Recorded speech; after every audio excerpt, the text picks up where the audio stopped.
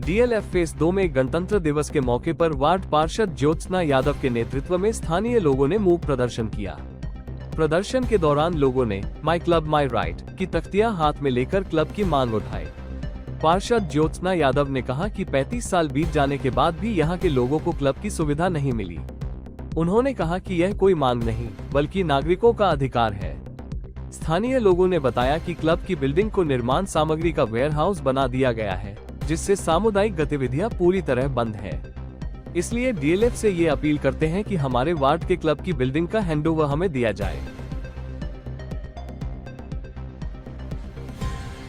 हमारी सिर्फ एकमात्र डिमांड है, वो है कि हमारा क्लब जो है माई क्लब माई राइट, हमारा क्लब हमें हैंडओवर होना चाहिए। बिकॉज हमारे यहाँ मैक्सिमम जो पॉपुलेशन है वो 70+ है।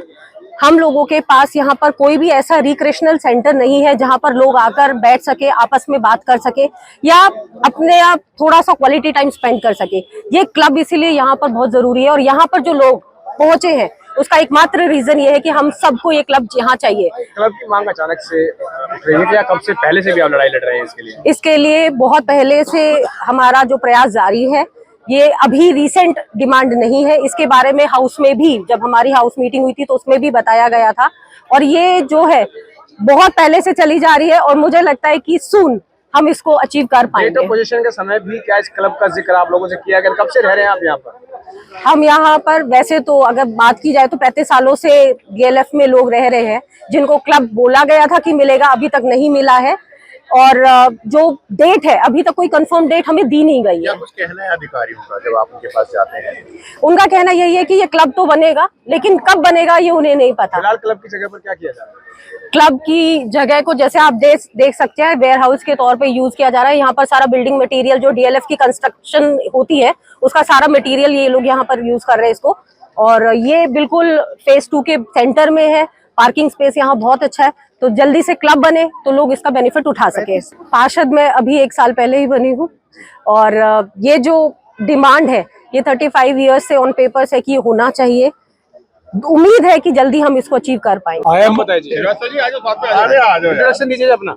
I am Arvindo Verma, resident of DLF Phase 2 since 95. I have spent more than 35 years in this colony. My argument is that once when we took the property about 35 years back, it was said that this will have a club, and club was marked in the original map of DLF, which was floated in 1998, and that club where we are standing is still in the hold of DLF, and it is not being handed over to the residents, and residents are deprived of their right because they do not have any club as far as their social requirements are concerned.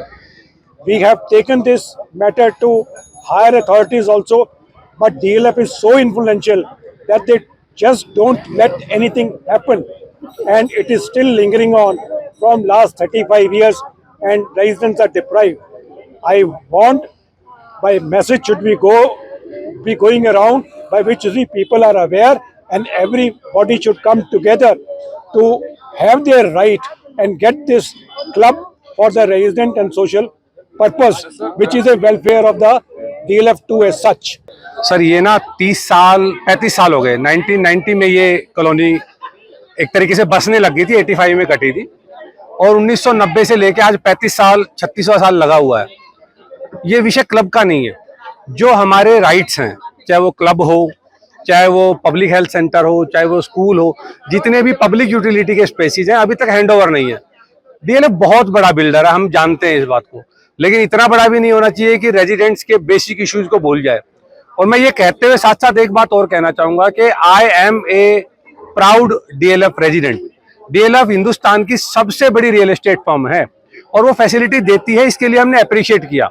अगर आज हम 4-4 लाख रुपए गज, 5-5 लाख रुपए गज के plot खरीद कर यहाँ पे रह रहे हैं, कारण है हमें लगता है कि यहाँ फैसिलिटीज मिलेंगी, लेकिन जो मिल रही है उसके लिए दिल से धन्यवाद।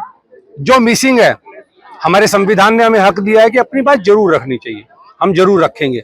और देखिए हमारे यहाँ ज्यादातर रेजिडेंट जो हैं उनकी एज 70+ है। आप नोटिस किया होगा यहाँ भी आने वाले बहुत सारे एल्डर्स हैं और सबके बच्चे विदेशों में हैं। अब उनको कोई ऐसी जगह चाहिए जहाँ वो आ सके, बैठ सके, दिन में बैठ सके, शाम को बैठ सके, अपना एक इंटरेक्शन पॉइंट हो सके। गांव में ताश खेल लेते हैं, हुक्का पी लेते हैं, लेकिन यहाँ वो कल्चर नहीं है। यहाँ के कल्चर के हिसाब से जो रिक्वायरमेंट है, हमारे लोगों को वो जगह चाहिए। और हमारे पास लैंड है, कंस्ट्रक्टेड है, आप सामने देख रहे हैं। They are using it as their dump yard. ये एक्सेप्टेबल नहीं है। तो क्या समझते हैं, क्या वजह है कि अभी तक हैंडओवर नहीं किया गया? आपने बताया 35 कभी कभी क्या होता है, एक कहावत है, power corrupts and absolute power corrupts absolutely. समस्या ये है कि डीएलएफ अब इतना बड़ा हो गया है कि शायद उन्हें लगता है कि वो 100 करोड़ के, 150 करोड़ के, 200 करोड़ के फ्लैट काट कर बेचने लगे हैं, जिसमें जमीन भी नहीं देते, सिर्फ ऊपर ऊपर देते हैं। क्या उसकी सारी सुख सुविधाएं 35 साल बाद पूरी हो गई हैं? नहीं, सारी सुख सुविधाएं तो नहीं, बट हाँ डीएलएफ फेज 2 ने काफी कुछ दिया है। लेकिन अभी जो चीज की कमी है, अगर वो और मिल जाएगी तो ये हमारा जो सपनों का संसार है, ये हमारा जो गुलिस्ता है, ये और महक उठेगा। कितना जरूरी हो जाता है आपका ये क्लब? इस क्लब के बनने के बाद कितना आपका जो यहाँ जो लोग हैं उनके लिए कितना बेहतर होगा इस क्लब के बनने के बाद? देखिए, बिल्कुल ये बहुत महत्वपूर्ण है कि ये क्लब हमारा जल्दी से जल्दी ऑपरेशनल हो। सभी विपिन भाई के, ज्योत्सना जी के नेतृत्व में हम इस मुहिम में जो लगे हुए हैं, ये जल्दी से जल्दी पूरी हो, तो ये बहुत इम्पोर्टेंट है। हमारे अंदर जो पूरी एक हैप्पीनेस का जरूरत है, मैं जो इस क्लब को क्रिएट होने के बाद होगी, वो बहुत ही महत्वपूर्ण है। और डीएलएफ 2 के सभी रेसिडेंट्स के लिए बहुत ही इम्पोर्टेंट मैटर है ये। तो डीएलएफ को इसके ऊपर जरूर तुरंत विचार करना चाहिए।